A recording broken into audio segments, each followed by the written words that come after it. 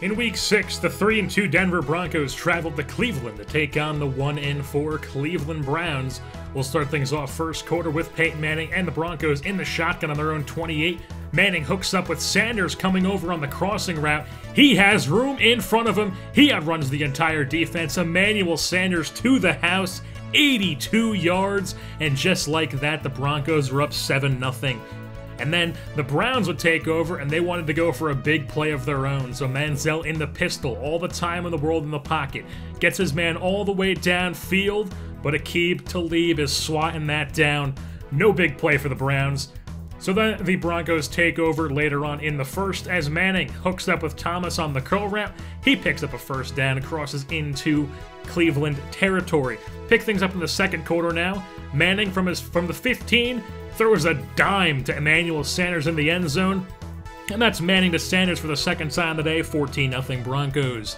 And now later on in the second, about 5:40 left, as Manning tries to hit Sanders towards the sidelines, but Joe Hayden comes out of nowhere and picks that one off, so the Browns drive down the field. They're on the 19 with less than 2 minutes left. They hook up with Dre, who gets down to the 3. They don't get any farther, though, as they would have to settle for a field goal to make it a 14-3 game with less than a minute left in the first half.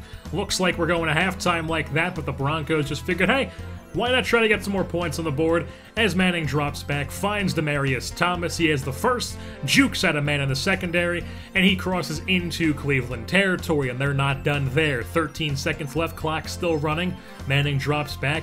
He has Caldwell coming out on the out route on the flood play, and then they would call a timeout, knock down a field goal with McManus, make it 17-3 heading into halftime. So pick things up in the third quarter, 4:44 left, as Manziel play action in the pocket. Over the middle, he has Flash Gordon, or Josh Gordon, gets down to the 20-yard line there inside the red zone.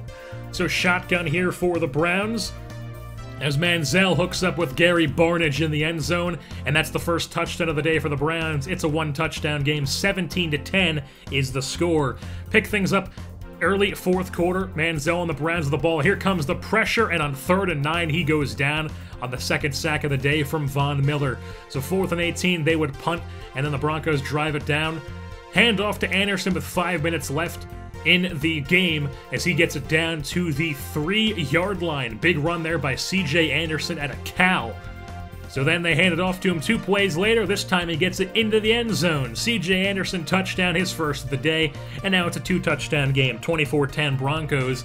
Browns trying to get something together here with 3 minutes left in the game. Manziel in the shotgun takes a shot towards the sidelines, and it's picked off by Aqib Talib.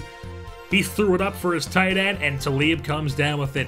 So the Broncos are going the other way now. They're going to hand it off once to C.J. Anderson. He picks up a first down, keeps the clock moving.